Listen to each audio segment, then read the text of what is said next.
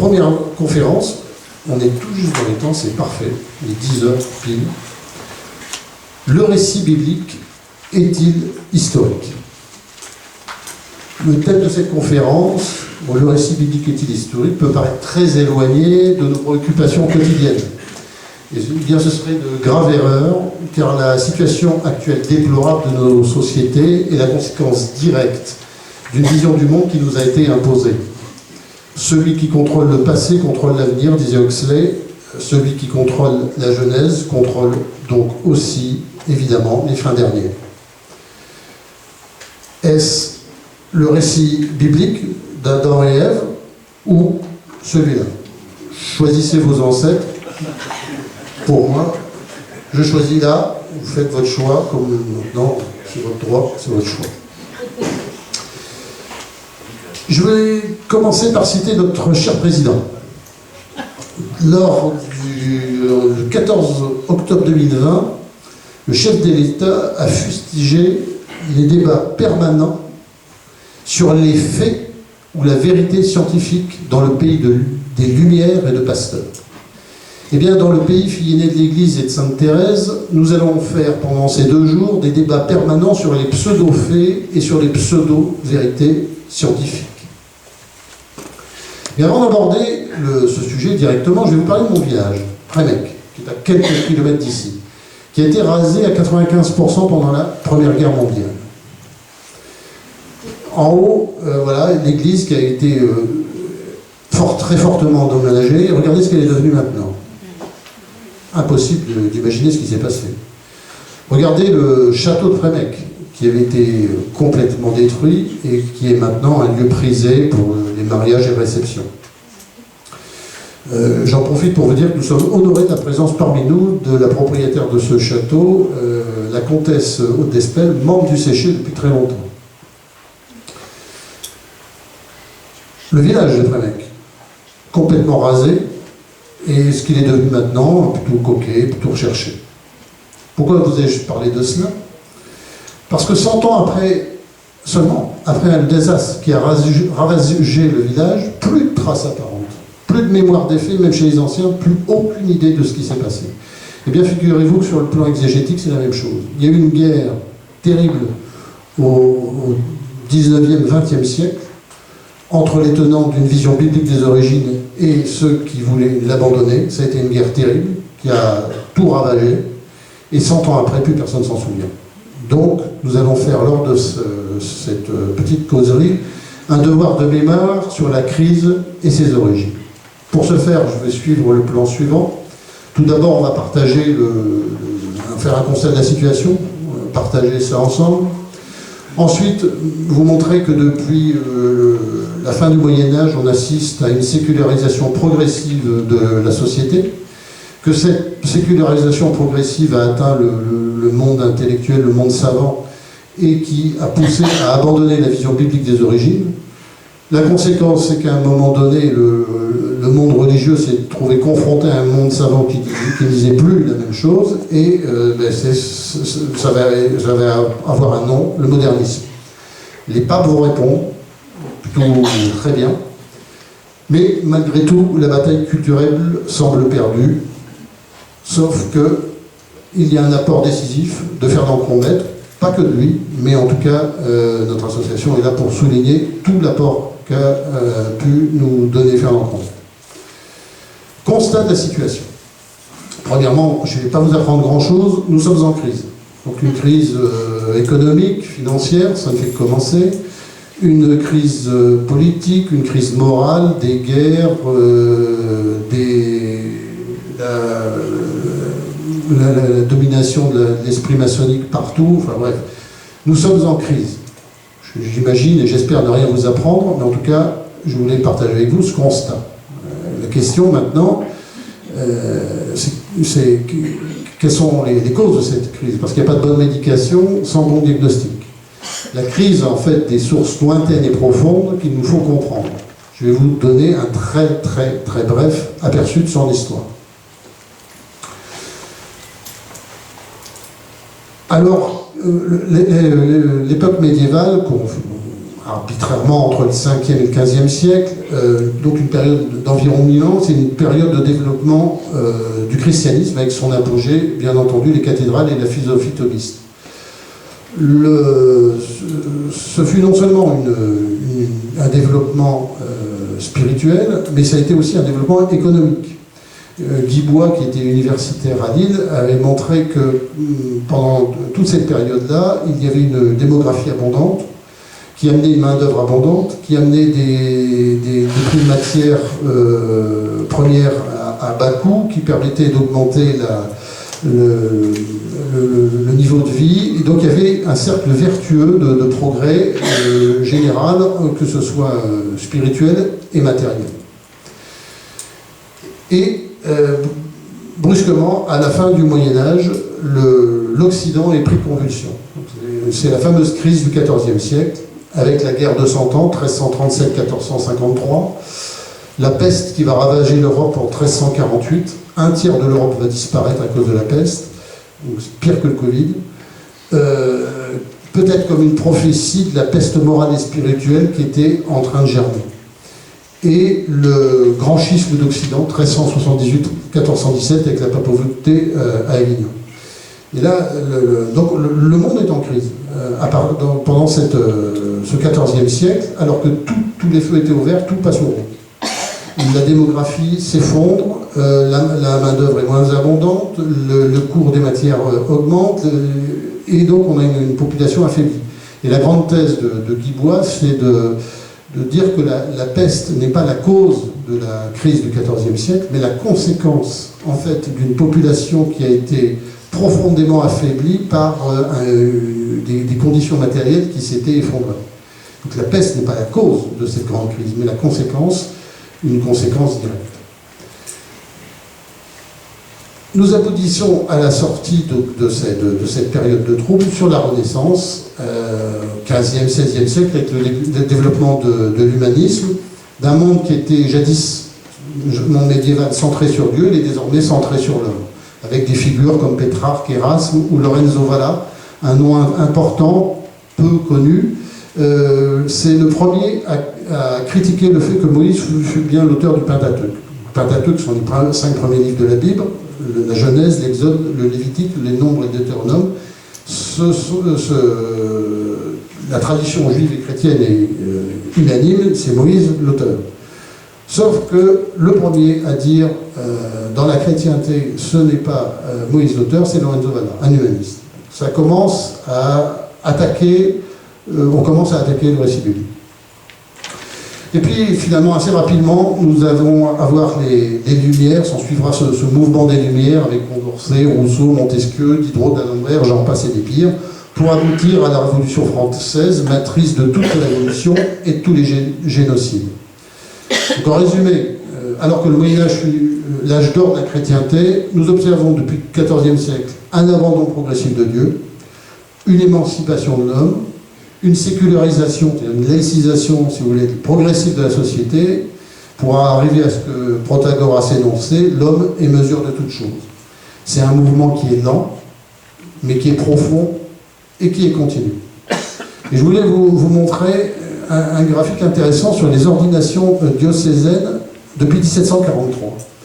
Et si vous voyez bien, il y a une chute vertigineuse à partir de 1750 jusqu'en 1788. En 1788, on est globalement à 2,5 fois moins d'ordinations que 30 ans auparavant. Il y a un effondrement spectaculaire. Quelqu'un qui ne fait que regarder ce graphique sans même savoir de quoi l'on parle voit qu'il se passe quelque chose à ce moment-là. En fait, c'est la diffusion de l'esprit des Lumières. Et même, on a souvent le propos de dire qu'au XIXe siècle, il y a une reprise. Effectivement, il y a une reprise, mais le point haut de 1830 n'atteint pas le point bas de 1788. On ne s'est jamais remis de la Révolution française sur le plan des ordinations. Après, ça va végéter doucettement. Bien sûr, il y a la guerre de 14, bon, ça continue de végéter. Alors, végéter à des niveaux qui font rêver maintenant. Hein. On est à plus de 1000 ordinations par an, alors que maintenant, on est péniblement à 100. Donc là, il y a l'effondrement. Bon, ici, il y a le concile, électroencéphalogramme plat. Pour autant, imaginez que le problème, c'est le concile, c'est pas vrai. C'est bien avant, c'est là que ça se passe. C'est le triomphe de l'esprit des Lumières. Donc voilà, depuis la fin du Moyen-Âge, nous assistons donc à une sécularisation de la société qui touche tous les domaines. Dans ce contexte de laïcisation systématique des savoirs, émerge une nouvelle perspective des sciences de la vie et de la terre en opposition avec le récit biblique. Évidemment, les esprits sont travaillés par l'humanisme et par l'esprit des Lumières, et ils n'ont plus une vision chrétienne des origines et vont développer une autre vision. Le monde savant, logiquement, va abandonner la vision biblique des origines. Et ce sera un coup de grâce pour la chrétienté. Je vais évoquer quelques figures majeures et emblématiques de cet abandon de la vision biblique des origines. Buffon, Lamarck, Layet, Darwin, marqués par l'esprit des Lumières, qui vont réussir à imposer une vision nouvelle et révolutionnaire. Désormais, la Genèse va disparaître au profit d'une histoire du monde sans Dieu et sans création. Toutes les sciences seront influencées par cette pensée nouvelle et révolutionnaire et contribueront, chacune dans leur domaine, à la perte de la foi. Buffon, qui est un naturaliste qui participe à l'esprit des Lumières, qui est l'auteur d'une histoire universelle, qui va influencer Lamarck et Darwin, qui va observer des couches calcaires et va reculer l'âge de la Terre à 3 millions d'années. Primitivement, on croyait que la création avait eu lieu 4000 ans avant Jésus-Christ. Souvenez-vous, plutôt nous allons chanter très bientôt, depuis plus de 4000 ans, nous le promettaient les prophètes, depuis plus de 4000 ans, nous attendions cette heure au temps. Et bien ce chant de Noël ne fait que traduire une tradition selon laquelle la création de l'homme était 4000 ans avant Jésus-Christ. Évidemment, si la Terre a plus de 3 millions d'années, ça pose un petit problème. Et il va introduire une idée nouvelle, c'est que le temps est le grand ouvrier de la nature. C'est que tout se fait de manière très lente. En d'autres termes, il n'y a pas eu de catastrophe. En d'autres termes, il n'y a pas eu de déluge. Donc ça se fait bien en opposition avec le récit biblique. Cuvier s'opposera à Buffon un peu plus tard. Lamarck, naturaliste, qui propose une théorie, c'est le premier, d'apparition des espèces par évolution. Il le fait avant Darwin. C'est à lui que l'on doit le terme de biologie. Charles Lyell, qui est un géologue britannique, qui va populariser l'uniformitarisme. De quoi s'agit-il? L'uniformitarisme, c'est les processus qui sont exercés dans le passé lointain s'exercent encore de nos jours. Le présent est la clé du passé. Voilà, une nouvelle fois, c'est des temps très longs, très très longs, toutes les choses se font de manière très lente, donc ça s'oppose évidemment au déluge. Si vous remarquez qu'il y a 1 micromètre de sédiments sur une année, ben pour qu'il y ait 1 mètre, il faut 1 million d'années. Voilà. C'est une règle de 3. Et donc il n'y a pas eu d'intervention divine sur Terre, tout s'est fait de manière très lente. La Terre s'est façonnée lentement sur des très longues périodes par des forces toujours à l'œuvre. C'est un ami proche de Darwin. Darwin, qui est un naturaliste, anglais bien sûr, Origine des espèces en 1859, son ouvrage, et il proposera une théorie de l'évolution par la sélection naturelle. Le biologiste Jean Rostand dira que l'évolution se compte de fait pour grandes personnes. Ça nous fait penser à Saint Paul à Timothée. Un jour viendra où les hommes ne supporteront plus la saine doctrine, mais au gré de leur passion, ils collectionneront les maîtres à foison. Ils détourneront leurs oreilles de la vérité pour se tourner vers des femmes. On est en plein dedans. Je vais vous lire la préface française de la première édition. La préface française de la première édition est due à Clémence Royer. Alors, pour qui est Clémence Royer, je vais vous demander un effort d'imagination important. Imaginez une Sandrine Rousseau intelligente. Et vous avez Clémence Royer. C'est pas facile, mais voilà. Donc c'est Clémence Royer. Et que dit-elle? C'est très intéressant. Elle le dit clairement les choses. C'est ça qui est bien, c'est qu'ils disent les choses. Oui, je crois à la révélation, mais à une révélation permanente de l'homme à lui-même et par lui-même. À une révélation rationnelle. On avait la révélation qui était irrationnelle. Maintenant, on a une révélation rationnelle, qui n'est que le résultat, que la résultante des progrès de la science et de la conscience contemporaine. À une révélation toujours partielle et relative, qui s'effectue par l'acquisition de vérités nouvelles et plus encore par l'élimination d'anciennes erreurs. Il faut même avouer que le progrès de la vérité nous donne autant à oublier qu'à apprendre et nous apprend à nier et à douter aussi souvent qu'à affirmer. On se croirait un discours de loge.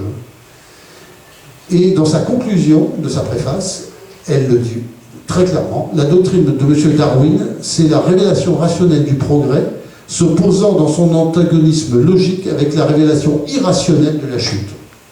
Moi, c'est clair. Ce sont deux principes, deux religions en lutte, une thèse et une antithèse, dont je dis finalement le plus expert en évolution logique de trouver la synthèse. C'est un oui et un non bien catégoriques entre lesquels il faut choisir, et quiconque se déclare pour l'un et contre l'autre, pour moi, mon choix est fait, je crois au progrès.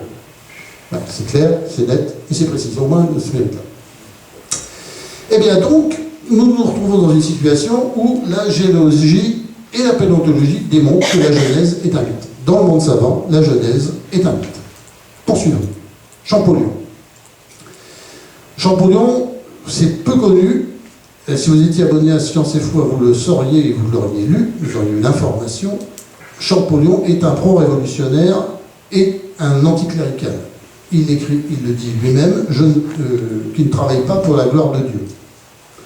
Donc c'est très, très clair. Et avec son principe de traduction, plus de traces des hiéroglyphes égyptiens, on ne trouve pas de traces des Hébreux d'Égypte. Joseph, Moïse, l'Exode, etc. Sont des mythes. Et en plus, les dates qu'il propose ne correspondent plus avec la chronologie biblique. Donc, non seulement la Bible s'est trompée sur la création, sur l'origine du monde, mais en plus sur l'histoire du peuple hébreu. Donc c'est l'intégralité de la Bible qui est en train de s'effondrer. Et avec la Bible, c'est l'intégralité de la chrétienté qui va s'effondrer avec. Il semble donc désormais établi dans le domaine des sciences et de l'histoire que la Bible ne dit pas vrai. Comme nous l'avons vu, le monde savant en est désormais persuadé. Une vision du monde laïcisée s'est substituée au récit de la Genèse. Le monde va donc logiquement se laïciser, se séculariser, apostasier, avec toutes les conséquences que nous déplorons chaque jour. Mais malheureusement, bientôt les exégètes le seront aussi, car comme le dit le philosophe René Girard, cela fait des siècles que l'on pense contre les catholiques, et désormais les catholiques ont peur de penser. Conséquence de cet abandon, le modernisme. Le modernisme, c'est la conséquence de ce mouvement progressif de sécularisation entamé globalement depuis la Renaissance et qui explose au XIXe siècle sous l'influence des Lumières. Ce que l'on croyait n'est plus tenable. Le rapport, par rapport à ce qu'enseigne le monde, le fossé se creuse et devient un abîme. À partir du XVIIe, l'exégèse traditionnelle, qui croyait au récit biblique, va être attaquée. Là aussi, je vais faire un inventaire rapide des principales figures que je qualifie de révolutionnaires, de Richard Simon au Père Lagrange, en passant par Astruc, Lamennais, Renan, Wellhausen et Loisy. Richard Simon est un oratorien. Pour la petite histoire, il s'abstient de prendre part aux exercices spirituels qui lui paraissent une perte de temps. Quand on fait partie de l'oratoire, considérer que les exercices spirituels sont une perte de temps, c'est un petit peu ballot, mais voilà. Il va publier une histoire critique du Vieux Testament.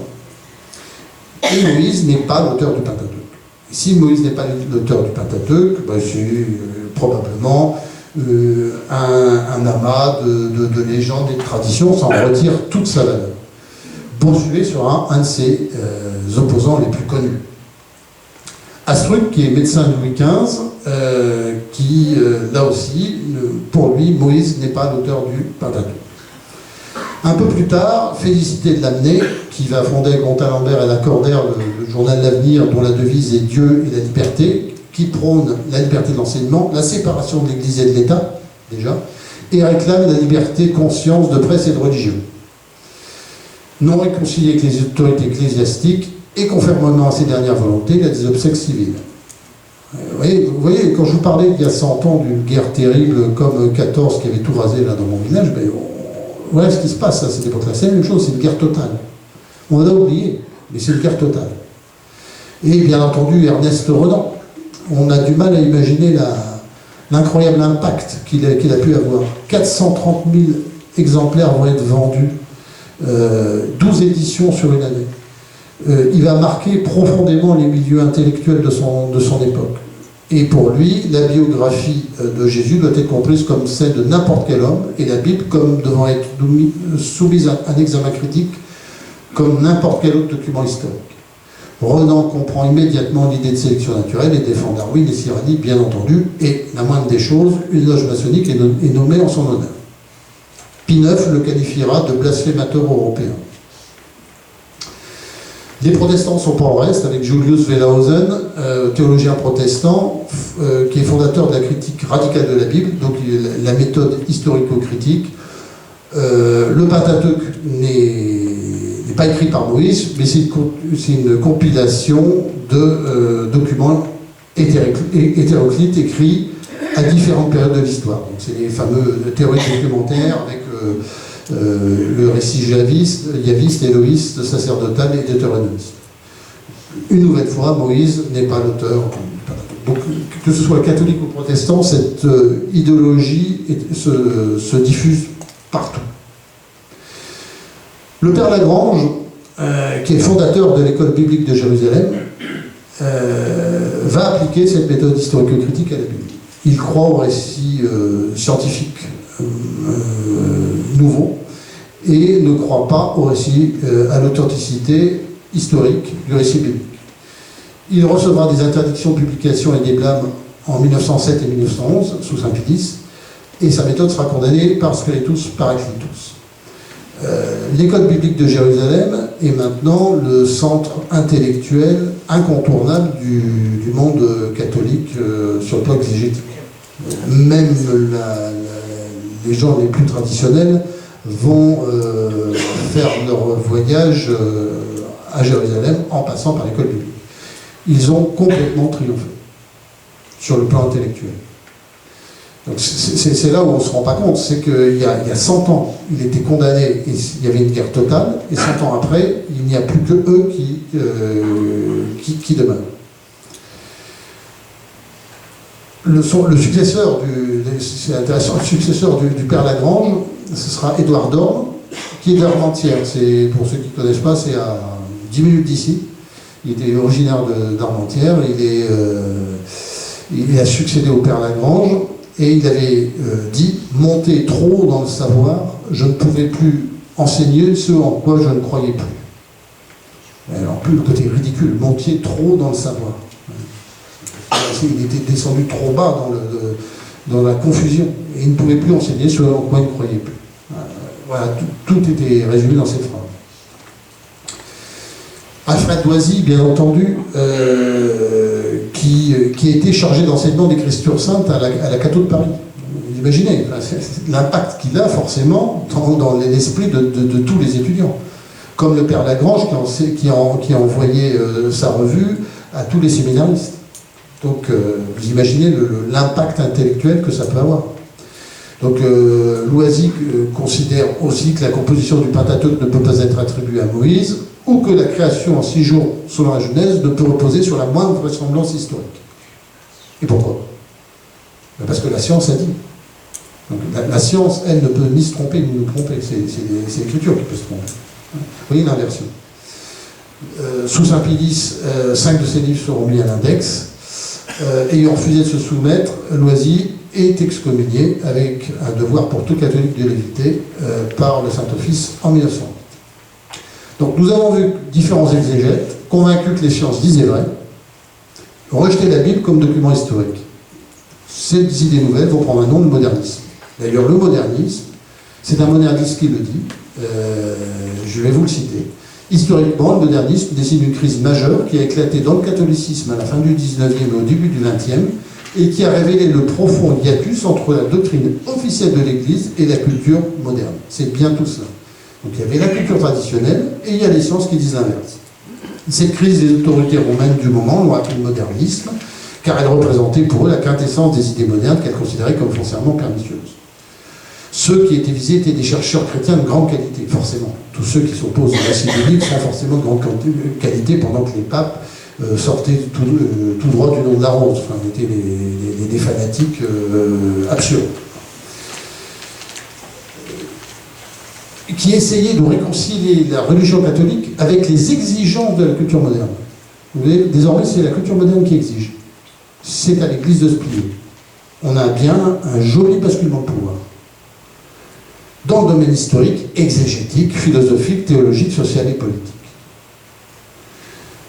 Dès le départ, l'Église réagit vigoureusement, ça c'est clair, à ce qui lui semble la vulgarisation de son monopole d'exprimer la vérité sur tout et pour tous. Terrible. Elle dénonce les philosophes du XVIIIe, bah oui, comment dire, tous ceux des Lumières, et au XIXe, c'est le grand affrontement. Donc, je vous parlais des 100 ans, ben voilà, c'est le grand affrontement. Et la crise moderniste éclate en cette fin du XIXe, il y a 100 ans environ, lorsque plusieurs de ces prêtres et des chrétiens énoncent des positions qui font frémir les responsables de l'Église, car elles mettent en cause celles qui sont traditionnellement considérées comme la vérité immuable d'origine divine. Elles concernent tous les domaines, histoire, exégèse biblique, philosophie, théologie, vie sociale et politique. C'est Jacques Musset, un spécialiste de la Bible, un moderniste qui nous le dit. Tout est dit. Les papes vont répondre. Ils voient bien que ça ne va pas du tout et répondent. Ils vont répondre par la foi et la tradition. Il va y avoir 3 encycliques en 50 ans. Ce qui est énorme. 3 encycliques sur le même thème en 50 ans. Ça prouve bien qu'il y a un vrai gros sujet. Les 3 papes, avec Saint-Pédis qui n'a pas écrit une encyclique sur le sujet, ou pas directement, c'est Léon XIII, avec la première, 1893, Providentissimus Deus, où il énonce les règles de base d'une saine exégèse, et son texte est une mise en garde contre les données nouvelles. Donc c'est la première réaction forte de l'Église. Il écrira aussi une lettre, une encyclique, depuis le jour, un peu moins connue, et qui est quand même très nette. Ils les mettront spécialement en garde contre les tendances inquiétantes qui cherchent à s'introduire dans l'interprétation de la Bible, et qui, si elles venaient à prévaloir, c'est-à-dire maintenant, ne tarderaient pas à en ruiner l'inspiration, un caractère surnaturel. Sous le spécieux prétexte d'enlever aux adversaires de la parole révélée l'usage d'arguments qui semblaient irréfutables contre l'authenticité et la véracité des livres saints, des écrivains catholiques ont cru très habiles de prendre ces arguments à leur compte. En vertu de cette étrange et périlleuse tactique, ils ont travaillé de leurs propres mains à faire des brèches dans la muraille de la cité qu'ils avaient mission de défendre. C'est propre, c'est clair, c'est direct. C'était il y a à peine plus de 100 ans. On a l'impression que c'est il y a 1000 ans. Pour vous dire. Et évidemment, le grand Saint-Pédis, grand pape, antimoderniste, clairvoyant, courageux et saint, qui aura un règne très court et parfaitement conscient de ça. Donc il s'entoure de son fidèle secrétaire d'État, aussi le grand Raphaël Méridian-Val, et publie sa fameuse encyclique antimoderniste, le 8 septembre 1907, Pascendi, avec plusieurs passages sur l'exégèse. Voilà ce qu'il dit.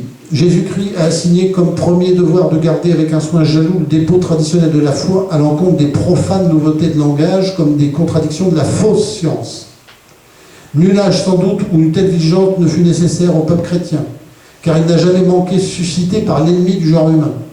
Donc on sait qui c'est. D'homme au langage pervers, diseur de nouveautés et séducteur, sujet de l'erreur et entraînant à l'erreur. C'est direct. Un peu plus loin.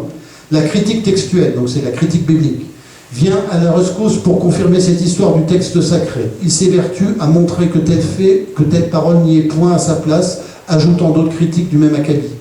Et combien ils sont aptes à ce genre de critiques. À les entendre vous parler de leurs travaux sur les livres sacrés grâce auxquels ils ont pu découvrir en ceci tant de choses défectueuses, il semblerait vraiment que nul homme avant eux ne les a feuilletés, qu'il n'y a pas eu à les fouiller en tous sens une multitude de docteurs infiniment supérieurs à eux en génie, en érudition, en sainteté.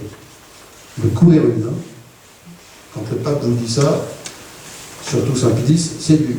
Et pour terminer, c'est que malheureusement, ils n'avaient pas les mêmes auxiliaires d'études que les modernistes, savoir comme guide et règle une philosophie venue de l'agnosticisme et comme critérium eux-mêmes. Il est de toute évidence que nous ne sommes pas ici en face d'une critique quelconque, mais bien agnostique, immanentiste, évolutionniste. C'est pourquoi quiconque l'embrasse et l'emploie fait profession par là même d'accepter les erreurs qui y sont impliquées et se met en opposition avec la foi catholique. C'est clair, c'est net, c'est direct, c'est du Saint-Pédis. Cela étant, faute d'arguments scientifiques et historiques à opposer avec les exégètes modernistes, la bataille risque d'être perdue. Que si les exégètes sont persuadés que le récit biblique n'est pas historique, c'est parce que les sciences et l'histoire semblent avoir incontestablement prouvé que l'histoire du saint n'a aucun fondement historique ou scientifique.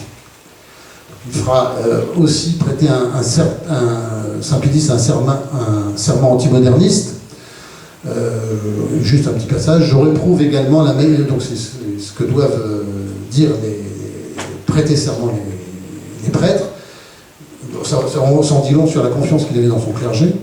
Je réprouve également la manière de juger et d'interpréter l'écriture sainte qui, dédaignant la tradition de l'Église, l'analogie de la foi et les règles du siège apostolique, s'attache aux inventions des rationalistes et adopte la critique textuelle comme unique et souveraine règle, avec autant de dérèglements que de témérité. Donc le serment antimoderniste que devaient prêter tous les prêtres, c'est un résumé de Pachendi, si vous voulez.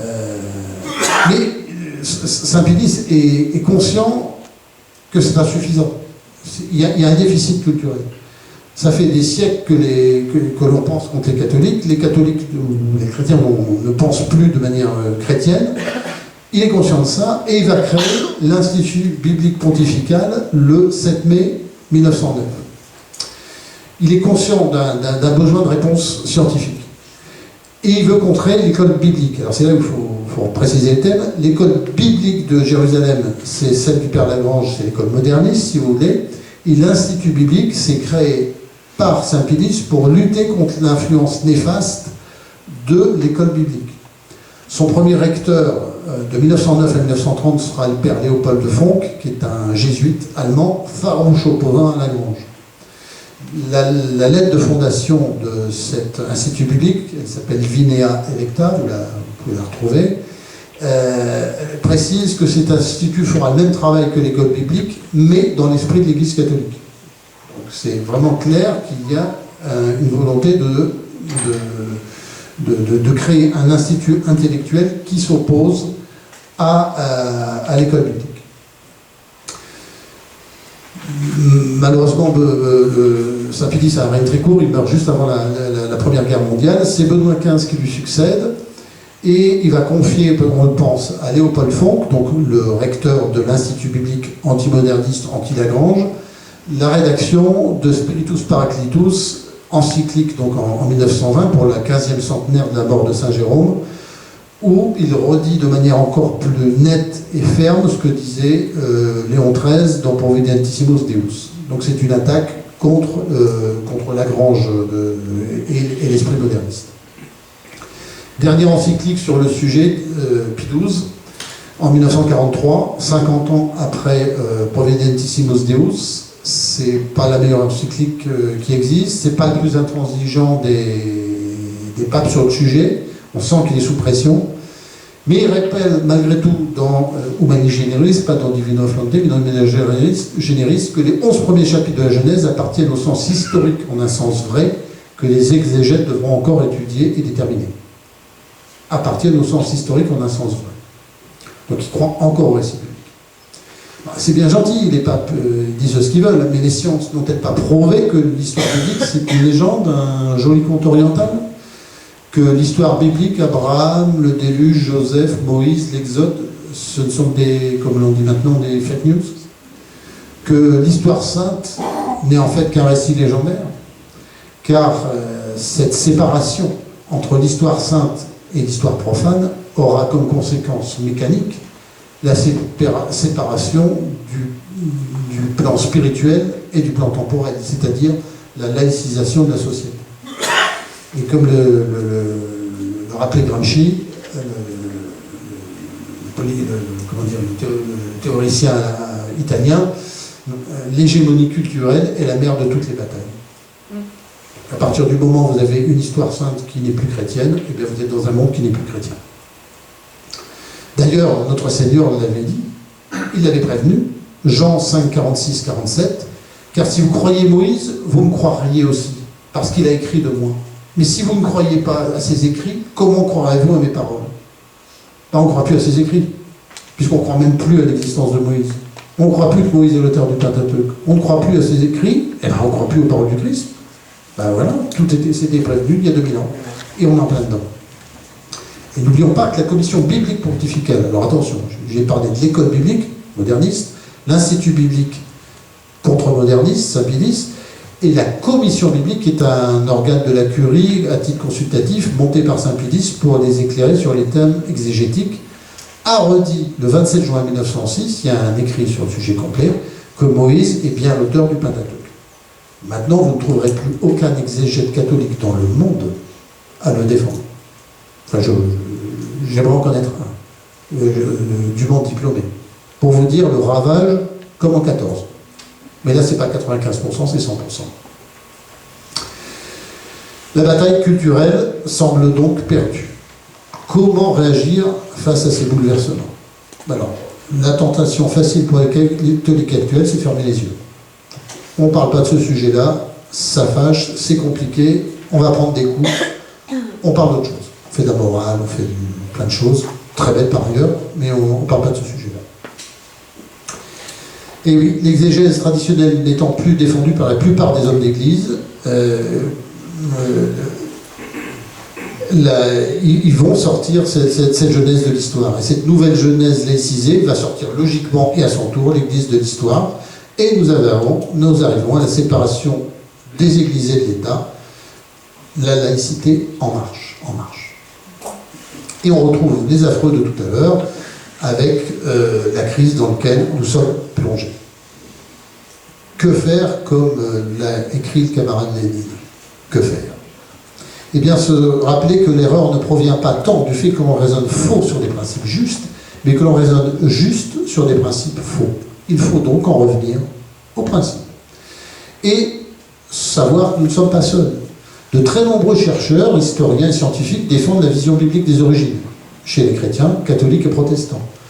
Pense à Cuvier, à Riemann, le fameux mathématicien, pour ceux qui ont fait des maths en topologie, Stokes sur la mécanique des fluides, Léonard Euler, qui est peut-être le plus grand mathématicien de tous les temps, qui est un mathématicien suisse protestant à qui Diderot avait dit « Jamais vous ne pourrez me prouver l'existence de Dieu », et il avait répondu « E puissance pi égale -1, donc Dieu existe ».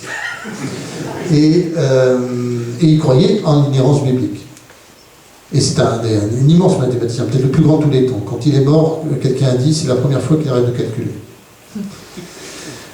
John Fleming, qui est l'inventeur des diodes, et Maxwell sur l'électricité et le magnétisme, pour ceux qui en ont fait un petit peu, on faisait en terminale, c'est avec les doigts, pour tu vois quand même pas. Et en fait, c'est en réfléchissant sur la Trinité qu'il avait eu cette idée-là.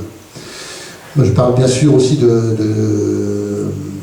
je vais parler de James Irwin, qui est un astronaute par contre américain, qui a fait partie d'Apollo 15, qui a écrit un livre « J'ai marché sur la Lune », et qui s'est intéressé à l'Arche de Noé, et qui a été sur l'Ararat à la recherche de l'Arche de Noé. Et James Irwin, dans son livre « J'ai marché sur la Lune », dit « L'important, c'est pas qu'un homme ait marché sur la Lune, mais que Dieu ait marché sur la Terre ». Je voudrais citer et rendre hommage à un certain Raymond Damadian, vous n'en avez probablement jamais entendu parler. Damadian, c'est un Américain d'origine arménienne, bien entendu, qui aurait dû avoir le prix Nobel de médecine en 2003.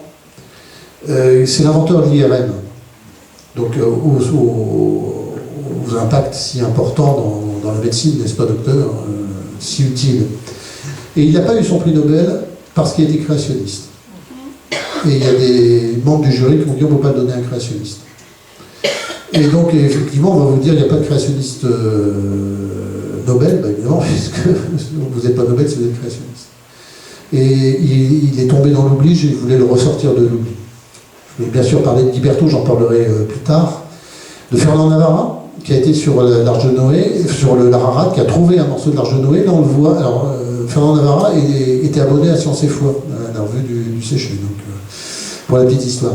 Et là, on le voit avec Alain Decaux, on le voit avec Alain Decaux en train de lui présenter un morceau de l'Arche qu'il avait ramené. Et Alphonse Delattre, qui est un grand opposant à Lagrange et qui est un assyriologue de réputation mondiale. Mais il y en a un autre sur lequel je voulais m'étendre, c'est Fernand Crombette, qui, comme l'aurait dit Vialat, est notoirement méconnu. Fernand Crombette est né à Los en 1880. Los, c'est à côté d'ici, c'est à 10 km d'ici. Et il est décédé à Tournai en 1970. Il est l'auteur d'une œuvre monumentale de 16 000 pages et 2 atlas qui réconcilie science et foi. Quel est son apport? Allez, une brève biographie, je vous l'ai dit, il est né à Los en 1880. Il a une mère très pieuse, mais il va perdre la foi quand il est assez jeune. Il va retrouver la foi en étudiant les spirales lévogyres des mollusques. Donc les voies du Seigneur sont impénétrables, mais il se dit si les spirales vont dans un sens, ça ne peut pas être dû au hasard, c'est donc qu'il y a un créateur, et donc il est revenu à la foi par une observation scientifique, si vous voulez. Il va se marier en 1907, sa femme va mourir 2 ans plus tard, juste le temps de donner naissance à sa fille Liliane, que certains d'entre nous ont eu la chance de connaître.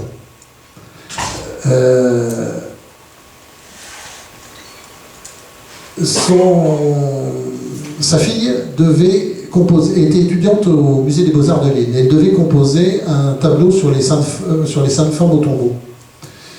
Elle n'avait pas beaucoup d'inspiration, elle demande à son père, et son père lui dit il faut que ce soit rigoureux sur le plan historique, donc il prend sa Bible, et la providence voulut qu'il s'arrêta en feuilletant sa Bible sur le verset 12 du psaume 74. Cependant, Dieu est notre roi depuis des siècles, et il a opéré le salut au milieu de la terre. Le salut au milieu de la terre. Le salut a lieu à Jérusalem. Jérusalem n'est pas au centre du monde. Qu'est-ce que cela veut dire? Il connaît les travaux de Wegener, qui sont contemporains. Wegener, c'est un astronome et météorologue allemand qui est né en 1880 et qui est mort en 1930. Et qui a une idée de dérive des continents qui serait issu d'un continent unique appelé Pangée. Et c'est assez judicieux parce que l'idée est judicieuse parce que tout le monde a déjà remarqué que le Brésil et l'Afrique, il y a une correspondance assez marquée. Donc l'idée de Wegener est intelligente, d'autant qu'il y a une certaine continuité géographique des fossiles et des plantes en fonction de cette reconstitution. Donc il y a une idée qui est juste, sauf que Wegener est prisonnier des temps longs. Vous savez, il n'y a pas de catastrophe, tout se fait sur des temps très longs, le temps est l'ouvrier de la nature, le présent est la clé du passé, donc tout se fait sur des temps très très longs, il faut des centaines de millions d'années pour que tout se fasse comme ça. Ça c'est Wegener. Et Crombette va avoir une position, va s'inspirer de Wegener, va avoir une inspiration absolument prodigieuse. Fernand Crombette se rend compte que les continents sont roulés d'un soubassement noyé à une faible profondeur. C'est ce soubassement-là.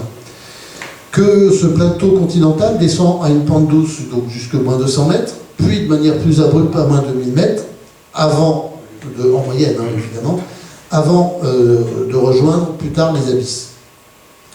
Donc l'idée de Fernand Crombette, que l'on pourrait qualifier de géniale, fut de ne pas s'arrêter au contour actuel des continents. Il ne va pas se faire le raccordement à ce niveau-là, mais de prendre en compte l'extrême bord du talus continental, c'est-à-dire la côte moins de 1000 mètres. C'est-à-dire là où le fond marin va changer de pente pour tomber dans les fameuses abysses.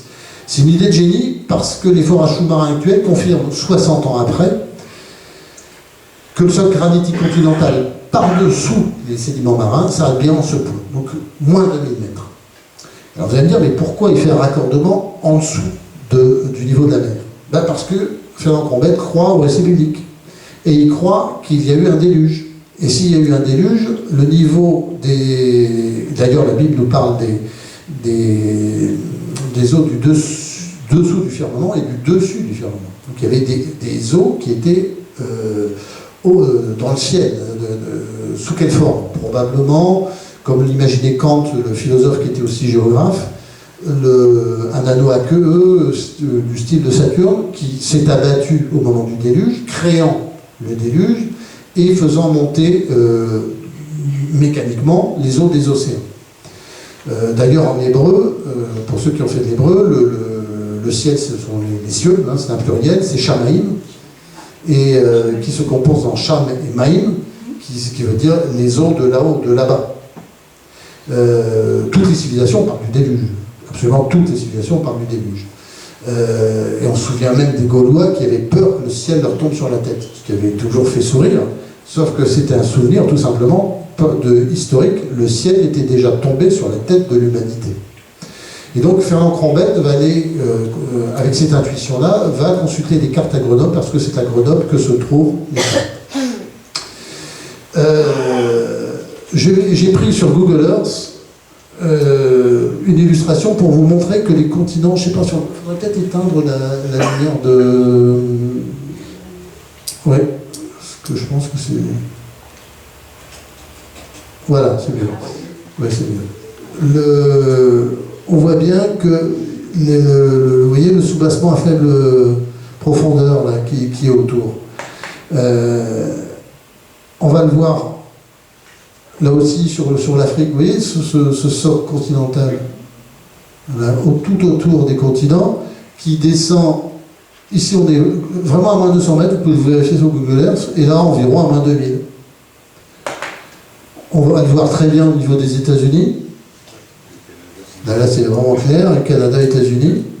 Et si je zoome sur New York, pardon, si je zoome sur New York, vous voyez, donc ici c'est bien moins 200 mètres, et là moins 2000 mètres. Ouais. On a exactement ce même schéma un peu partout. Donc partant de l'extrême bord du talus continental, moins 2000 mètres, Fernand Crombette va reconstituer complètement entre 1933 et 1945 le puzzle du continent unique primitif avec les bancs et les îles aujourd'hui dispersées sur le fond des mers, ainsi que le chemin exact parcouru par chacune des masses continentales dans leur dérive. Pour ne pas être influencé, il va partir des Malouines ou Falklands, selon votre choix. Le résultat confond l'imagination. Le continent unique primitif avait reçu la forme régulière et harmonieuse d'une fleur à 8 pétales, dont Jérusalem occupait le centre. Et Dieu notre roi, dès avant les siècles, a opéré le milieu au salut de la terre. Fernand Crombette va retrouver les 4 fleuves, le Tigre, l'Euphrate, le Fison et le Géant, qui séparaient le continent unique primitif et qui arrosaient Jérusalem, et, si je puis me permettre, formaient déjà une croix qui était centrée sur Jérusalem. La terre était déjà marquée par la croix. Fernand Crombette, il ne s'agit pas d'affirmations gratuites. Fernand Crombette va faire des illustrations extrêmement détaillées et très techniques. C'est pas, je le redis, c'est pas une affirmation gratuite. Si vous lisez la géographie divine, c'est très complexe, c'est très dur. Mais c'est un travail scientifique rigoureux et minutieux.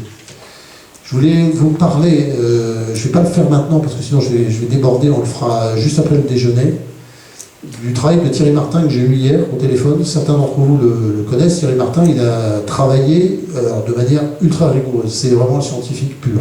Et vraiment, je passerai toutes les discussions. C'est un scientifique extrêmement exigeant. Donc il a repris tout le travail de Crombette, mais avec les derniers logiciels. Je vous montrerai ce qu'il m'a envoyé, toute petite présentation rapide. En gros, il considère, après un travail, je vous dis, on ne peut pas faire mieux. Voilà, il a déjà écrit 300 pages sur le sujet, il a fait tous les raccordements avec les derniers logiciels, etc. Et il a déjà reconstitué 5 des 8 festons. Donc il dit, je vais trouver les 3 autres. Il dit, bon, sans Crombette, j'aurais jamais pensé à ça, j'aurais jamais trouvé. Donc il dit que l'intuition de Crombette est absolument géniale. Il diffère sur des niveaux d'emboîtement. Que Crombette lui-même, dans sa géographie de ville, le dit qu'il n'est pas sûr de certains emboîtements, et il précise le travail de Crombette et il le rend plus juste. Soit dit en passant, oui, on n'est pas crombétiste, on n'est pas dans une espèce d'adoration débile d'un gourou. On considère que c'est une œuvre phénoménale, gigantesque. Pour autant, elle doit être réétudiée avec la raison, au filtre de la raison, et lui-même, Crombette, n'en demandait pas mieux. Donc, pour autant, donc, avec des meilleurs travaux, on finit par retrouver vous verrez tout à l'heure, je vous le montrerai juste après le déjeuner, sa reconstitution. Donc voici quelques cartes de Crombette avec les raccordements. Il a fait 2 atlas sur le sujet. Ce sont des papiers calques, c'est du papier de boucher. Parce qu'à l'époque, il n'y avait pas de papier calque. Et il n'avait pas les moyens de... il ne disposait pas de ça. Avec des papiers de boucherie, des vieilles cartes, il a eu cette idée-là. Enfin, et de faire toutes ces illustrations. Donc, c'est un travail incroyable. Ici, il avait fait ça. Et donc, voilà, avec la reconstitution du continent unique primitif à la forme d'une fleur à 8 pétales. Ça pourrait paraître étrange, enfin, pas plus étrange que la Pangée de Wegener, en tout cas, mais regardez ce codex du XIIIe siècle, où on voit le Christ créant l'univers, regardez la Terre, la forme de la Terre. Étrange, non? Regardez en haut une autre illustration, cette forme de la Terre. Belle petite fleur à 8 pétales. Et au Saint-Sépulcre, si vous êtes allé à Jérusalem, dans le Saint-Sépulcre, entre le Golgotha et le Saint-Sépulcre, vous avez le centre du monde qui est marqué, symboliquement ici, qui a une terre qui a la forme d'une fleur, les 4 fleurs, et Jérusalem au centre. Quant à Google Earth, regardez un petit peu, ça ressemblerait pas à un feston tout ça? Et ça, probablement détaché d'ici. C'est quand même assez spectaculaire. Toujours sur Google Earth, c'est quand même bien marqué, quand même assez spectaculaire. Cela étant, Ferrand Crombette, dans sa reconstitution, on se rend compte qu'il y a un vide qu'il considère être l'Atlantide, la fameuse île dont Platon parle, qui aurait disparu en une nuit. Cette Atlantide, donc il la met au milieu de l'océan Atlantique, avec cette forme-là. Là encore, je vous redonne Google Earth. Regardez cette forme-là, hein. Tout à fait étonnante. Vous pourriez prendre, vous faites vous-même avec Google Earth, hein, c'est pas... et regardez, ça c'était sa reconstitution, et regardez à quoi elle ressemble. C'est étonnant, non? Donc, la fameuse histoire de l'Atlantide dont Platon parle dans le Timée, Fernand Crombette va montrer qu'il y a 3 événements qui sont concomitants avec l'effondrement de l'Atlantide. L'effondrement de l'Atlantide, le passage de la mer Rouge par les Hébreux et le voyage de Jason et les Argonautes. Alors, je vous le dis en 2 mots, il a écrit des centaines de pages sur le sujet, donc forcément c'est très raccourci. Donc l'effondrement de l'Atlantique a créé un appel d'eau gigantesque qui a, à un moment, quelques heures plus tard, atteint la mer Rouge, qui a permis, lorsque Moïse a tendu son bâton, l'eau s'est retirée miraculeusement, il est passé avec le peuple hébreu, et quand l'armée de Pharaon est partie à sa poursuite, il y a eu le reflux des eaux qui a englouti l'armée de Pharaon et permis aux Hébreux de se sortir vivants. Et ce gigantesque tsunami planétaire a eu comme conséquence aussi la fameuse invasion des peuples de la mer dont vous avez peut-être entendu parler, mais qui en fait est liée à ça. C'est-à-dire tous les peuples côtiers méditerranéens ont envahi l'Égypte parce qu'ils avaient été ravagés du fait de cette cette catastrophe. Donc il refait point par point le voyage de Jason et les Argonautes, montre qu'il n'est pas mythique. Et je ne sais pas si vous avez des souvenirs de ce récit, mais à un moment donné, Argo, le bateau, est pris d'une vitesse folle. En fait, c'est le moment d'effondrement. Donc, avec l'aspiration, le bateau est pris d'une vitesse folle. Et inversement, un peu plus tard, le bateau fait face à des forces contraires. Le fleuve remonte à sa source. C'est tout simplement le reflux des eaux, ces mêmes eaux qui engloutissent l'armée de Pharaon et qui remontent à la source. On va me dire, c'est bizarre cette affaire. À Vêpres, que dit-on? Lorsqu'Israël sortit d'Égypte, psaume 113, la mer vit et s'enfuit, le Jourdain retourna en arrière. C'est le récit de tout cela. C'est bien lorsqu'Israël sortit d'Égypte. Les montagnes bondirent comme des béliers et les collines comme des agneaux. Vous imaginez quand l'Atlantide s'est effondrée, le pataquès que ça a fait. Qu'as-tu, ô mer, pour t'enfuir, et toi, Jourdain, pour retourner en arrière? Pourquoi montagne avez-vous bondi comme des béliers? Pourquoi collines comme des agneaux? Donc soit on considère que c'est mythique, que c'est faux, ben non, c'est vrai, c'est authentique, et on en trouve la trace. Autre sujet, l'île de Pâques. L'île de Pâques, vous savez, c'est un petit caillou, notre ami André y a été, un tout petit caillou au large du Chili, une espèce de triangle rectangle avec les fameuses statues, qui est à 4000 km environ des côtes chiliennes, perdues au milieu de l'océan Pacifique. Sauf qu'il y a quelque chose d'étrange, c'est qu'il y a, que tous les spécialistes de l'écriture connaissent, c'est qu'il y a une identité assez stupéfiante entre l'écriture de l'île de Pâques, qu'on appelle le rongo-rongo, donc c'est une écriture de signes, des hiéroglyphes si vous voulez, et l'écriture de Mohenjo-Dara dans la vallée d'Arapa, dans la vallée de l'Indus, si vous voulez. Donc vous imaginez la vallée de l'Indus et l'île de Pâques. Et pour autant, ces deux écritures sont extrêmement similaires. Comment est-ce possible? Au passage, Ferrand Crombette, comme il avait du temps libre, a déchiffré le rongo-rongo et montré que les statues des patriarches, que les statues de l'île de Pâques représentent des patriarches antédiluviens dont Maviel, Mathusalem. Et surtout, si vous reprenez la reconstitution de la Pangée de Crombette, pour lui, l'île de Pâques était à ce niveau-là, c'est-à-dire à l'embouchure du géant. C'est-à-dire, en fait, exactement au bout de la vallée de l'Arapa et de l'Indus, en fait, c'était simplement une descente du géant. Donc ceux qui ont inventé ce système-là, ou l'ont exporté, ou ont colonisé l'île de Pâques, c'est un lien en fait direct. Actuellement, c'est impensable. Enfin, on voit, à part faire venir les extraterrestres, on ne trouve pas de solution. Avec la carte de Crombette, ça devient plus logique. Et son arrachement du sud-ouest, du sud de l'Amérique du Sud, est-ce illogique?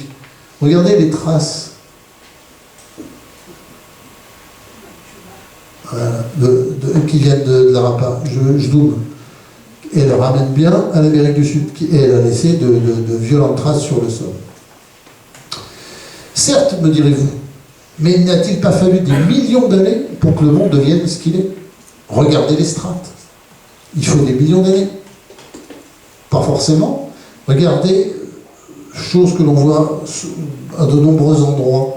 Là, c'est dans les mines de charbon aux États-Unis. Vous avez un arbre fossilisé qui est dans une couche de charbon, puis de calcaire, puis une couche de charbon. Donc, à imaginer que les racines avaient quelques millions d'années de plus que les branches, ça semble peu crédible. C'est qu'en fait, tout ça, forcément, ça s'est fait en même temps. Et je voudrais souligner les travaux fantastiques de Guy Berthaud, Guy Berthaud qui est polytechnicien, qui est sédimentologue, qui est vice-président du Séché, qui est maintenant très âgé et extrêmement affaibli. Je ne sais pas si Dominique, tu as des nouvelles, tu nous en donneras. Enfin, en tout cas, il était extrêmement affaibli. Bon, ce qui est normal, il va avoir 100 ans. C'est logique, mais juste qu'il nous a donné encore des conférences en Bretagne à 90 passés, et je peux vous dire qu'il était en forme. Donc, Guy Berthaud a fait des travaux passionnants en stratigraphie, en laboratoire, où il démontre en fait que les strates, ce ne sont pas des couches sédimentaires. Je vais juste montrer une toute petite vidéo pour que...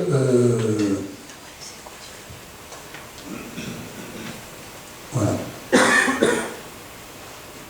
Pour illustrer ces travaux, si vous ne les connaissez pas. Vous me dites si vous entendez bien.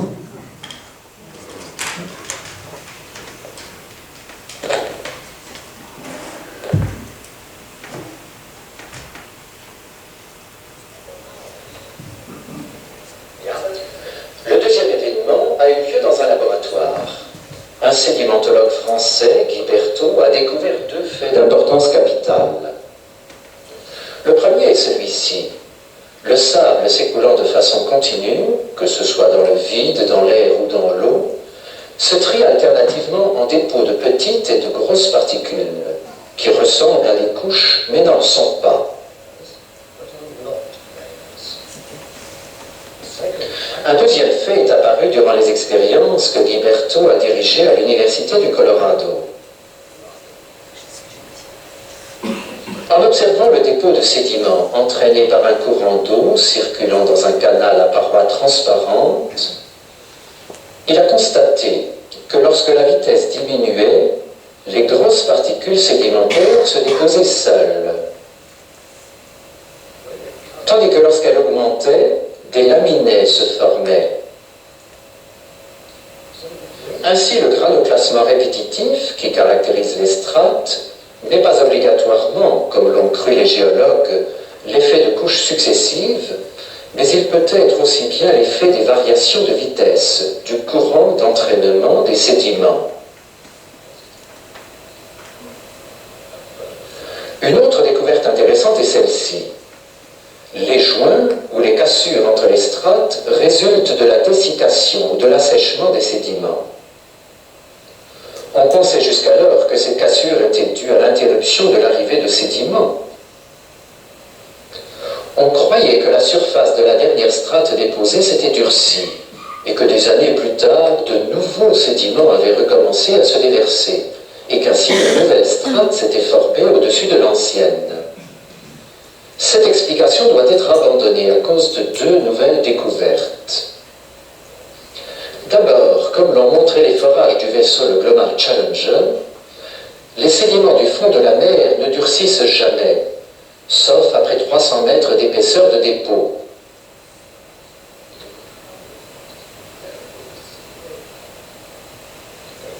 À l'exception des chutes, qui peuvent commencer à durcir au bout de 100 mètres.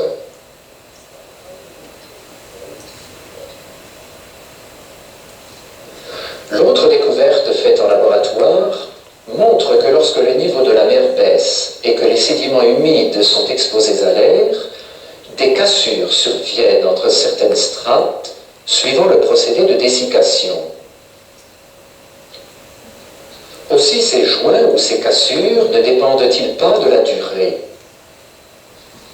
Ces expériences ont été menées par une équipe de spécialistes au cours de nombreux mois dans des conditions rigoureuses, en laboratoire.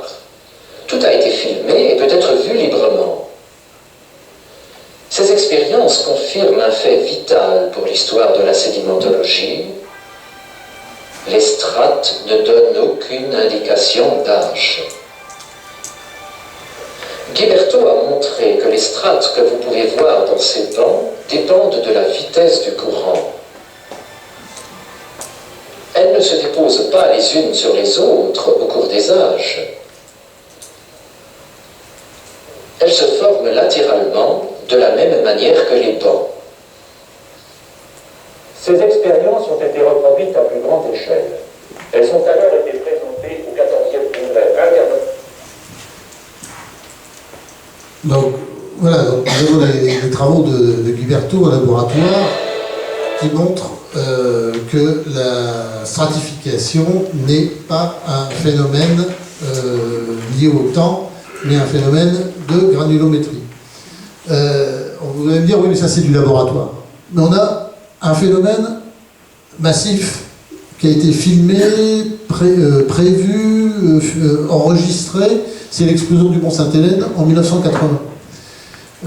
Donc c'est un volcan sur la côte ouest des États-Unis qui a explosé. Donc la montagne qui faisait, je crois, 3000 mètres, en fait plus de 1000, c'est 20 000 fois Hiroshima en puissance. Donc c'est un phénomène majeur qui a été filmé, hein, tout a été enregistré. Et qu'est-ce qui s'est passé? Eh bien, on a eu un canyon qui s'est formé d'une trentaine de mètres de haut, parfaitement stratifié. Il n'y a pas 100 millions d'années, 300 millions d'années, c'est 24 heures, ça s'est fait en 24 heures. Dans des conditions que je vais qualifier de diluviennes. Et Guiberteau a eu la vilaine curiosité de discuter des vérités scientifiques, c'est de dater les roches de ce canyon, selon les strates. Donc il a daté le feldspath, l'amphibole et le pyroxène, et par la méthode potassium-argon. Résultat, 350 millions d'années, 350 000 ans, 900 000 ans, 1 700 000 ans. Ça avait moins de 10 ans quand il a fait la datation. En d'autres termes, les méthodes de datation, c'est un autre sujet, ne sont pas fiables. Donc, que retenir? C'est que les strates ne sont pas des couches sédimentaires successives de dépôt au cours du temps. Vous voyez toujours la maladie du temps qui crée les choses sur des très longues périodes. Mais c'est le résultat d'un granuloclassement lié à des conditions de courant puissant, vecteur de ces sédiments, c'est-à-dire le déluge. Donc, en fait, toutes les strates que l'on voit, ça ne prouve pas des millions d'années, ça prouve qu'il y a eu le déluge. Tout simplement. Alors, forte de toutes ces découvertes, là j'ai fait une petite incise sur la partie sédimentologie, mais forte de toutes ces découvertes en géographie, vous l'avez vu, hein, l'Atlantide, l'île de Pâques, le continent unique primitif qu'elle avait la forme d'une fleur à 8 pétales, et conscient des prises de position de Champollion, hein, Champollion anticlérical, pro-révolutionnaire, je ne travaille pas pour la gloire de Dieu, Fernand Crombette va s'intéresser à la lecture des hiéroglyphes égyptiens. Et il va se rendre compte de quoi? Que Champollion n'a pas lu les hiéroglyphes égyptiens, que c'est Fernand Crombette qui a lu les hiéroglyphes égyptiens, et ce sera l'objet de l'atelier de demain. Je vous expliquerai ça en détail. Pour autant, allez, en 2 mots, Champollion, donc je vous l'ai dit, révolutionnaire anticlérical, conscient que son travail, que ses travaux remettent en cause l'histoire biblique, il est conscient de cela, il l'écrit. Il va identifier des lettres sur la pierre de Rosette, vous vous en souvenez, document trilingue, en 3 écritures, le hiéroglyphique en haut, le démotique qui est un tracé cursif du hiéroglyphe et du grec. Et il va identifier des lettres grecques avec dans les cartouches des hiéroglyphes. Et il va donc considérer que certains hiéroglyphes sont des lettres, ce qui est une erreur, parce qu'en réalité, la stèle, c'est une stèle qui a été érigée sous Ptolémée V Épiphane, pharaon grec, comme son nom l'indique, un Ptolémée, descendant de Lagos, l'Empire lagide d'Alexandre le Grand. Et le texte original est probablement le grec. En fait, que les Égyptiens aient dû utiliser certains de leurs hiéroglyphes pour figurer des lettres n'implique pas que l'on puisse réduire des hiéroglyphes à des lettres. Je vous le dirai en détail demain, parce que là c'est quand même un peu plus long. Et Fernand Crombette va apporter une autre méthode de lecture des hiéroglyphes, bien plus cohérente. À titre personnel, j'ai étudié pendant 3 ans les méthodes de Champollion à l'université de Lille, avec des profs de l'université de Lille, pour connaître cette méthode de Champollion, que je savais critiquable mais je ne la connaissais pas. Je suis encore plus convaincu de la valeur des travaux de Crombette après avoir étudié Champollion qu'avant. Voilà. Donc je suis archi convaincu que Crombette a raison et que Champollion c'est fourvoyé, ça c'est vraiment évident. Les résultats des travaux de Crombette, c'est l'histoire de l'Égypte renouvelée et totalement en concordance avec le récit biblique, parce qu'avec Champollion, il n'y a pas de Moïse, il n'y a pas de Joseph, il n'y a pas d'Exode, il n'y a pas de présence des Hébreux en Égypte. On retrouve tout avec Crombette, ce ne sont plus des mythes, il y a une foule considérable d'informations et de détails sur l'histoire de l'Égypte et des Hébreux. Certaines dynasties étaient concomitantes, ça c'est aussi un des grands travaux de Crombette, en particulier les 6 premières qui sont les 6 fils de Misraïm, Misraïm lui-même fils de Cam, lui-même fils de Noé. En arabe d'ailleurs, l'Égypte ça se dit Misr. Ils ont bien gardé eux l'origine du fondateur d'Égypte, qui est bien le Misraïm biblique, fils de Cam. Et pourquoi c'est important que des dynasties étaient concomitantes? C'est qu'en réalité, l'histoire de l'Égypte n'est plus avec Champollion, parce qu'il avait repris le classement de Manéthon, où les dynasties, on les mettait les unes en dessous des autres. Mais ça ne veut pas dire qu'il n'y avait pas en fait plusieurs pharaons qui régnaient sur différents territoires de l'Égypte en même temps. Notamment les 6 fils de Misraïm qui sont partagés. Le delta du Nil, conséquence, vous comprimez complètement l'histoire de l'Égypte par rapport à la donnée officielle, et elle correspond parfaitement avec l'histoire biblique. Donc, les chronologies de l'Égypte est parfaitement conforme avec l'histoire de la chronologie biblique. Une quantité de détails et de précision et de dates éclairant d'un jour nouveau l'histoire égyptienne, c'est fascinant de lire Crombette sur le sujet, et une science égyptologique réconciliée avec l'histoire biblique. L'histoire sainte et l'histoire profane ne sont plus en contradiction. On va pouvoir avoir de nouveau une vraie chrétienté, basée sur les faits. Comme il avait du temps à perdre, Fernand Crombette s'est intéressé aux hiéroglyphes crétois qu'il va lire, qu'il va traduire, toujours sur la même méthode, notamment le disque de Phaestos, qui est un disque, qui est toujours par sa même méthode du rébut, qui relate les règles du jeu de loi. C'est l'ancêtre du jeu de loi. Il y a les règles qui sont inscrites, mais qui, par un autre niveau de lecture, c'est le procédé magique de ces écritures-là, la destruction de la ville de Knossos et la libération d'Édal et Ika. Il explique tout ça très clairement. Il va aussi déchiffrer les hiéroglyphes hittites. La Bible en parle, c'est un petit-fils de Cam, fils de Canaan, frère de Misraïm, donc c'est un neveu de Misraïm, si vous voulez. Et va retrouver toute l'histoire des Hittites. Les Hittites, c'est l'Anatolie, c'est la Turquie actuelle, si vous voulez.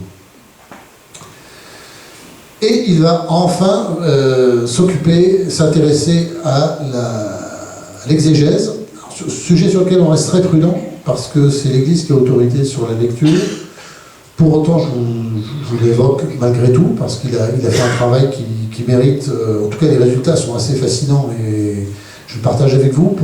Pour autant, on reste prudent. On a envoyé un dossier à Rome, en nous soumettant par avance à son jugement, il y a une vingtaine d'années, on attend toujours la réponse, sans pas être la priorité pastorale du moment. Et donc, mais je vous donne tel quel, c'est quand même assez fascinant. C'est issu de sa méthode de lecture de la Bible. En fait, il considère que Moïse est bien l'auteur du Pentateuque. Si Moïse est bien l'auteur du Pentateuque, Moïse, vous le savez, était égyptien, enfin, était hébreu, mais il était élevé à la cour d'Égypte, et son peuple, ça faisait plus de 400 ans qu'il était en Égypte. Donc il parlait égyptien. Donc son idée, c'est de donner aux lettres hébraïques la consonance copte, langue qui était parlée, en fait, par Moïse. Les résultats sont stupéfiants. Après, ça reste du jugement d'Église. Je vous le dis, très prudent sur le sujet, je ne fais qu'en parler comme ça. Répondant à ces paroles, Dieu parlant alors vous savez, le passage, parce que tu as fait cela, tu es maudit entre tous les animaux et tous les bêtes de la terre, tu ramperas sur ton ventre, etc. Répondant à ces paroles, Dieu parlant ainsi ensuite à celui qui a été rejeté vers les demeures inférieures. Esprit endurci, les choses mauvaises que tu avais accomplies auparavant en ayant la pensée d'entraîner d'autres esprits dont le châtiment est d'être brûlé. Donc on a bien la trace de l'enfer et du diable, hein, pas simplement du serpent. Se sont encore trouvés accrus. Maintenant tu as eu la pensée d'entraîner d'autres avec eux par séduction dans la douleur des flammes. En châtiment de grandes tenailles et des liens puissants te ceindront dans l'éloignement des qualités inférieures. Cette parole sacrée sera seulement accomplie quand sera révolu ce temps perverti. Un Dieu écrasera le rebelle sous le bois de la chute. C'est stupéfiant. Parce que ça fait mention à une tradition sur laquelle le bois de la croix de notre Seigneur serait un rejeton du bois du péché originel.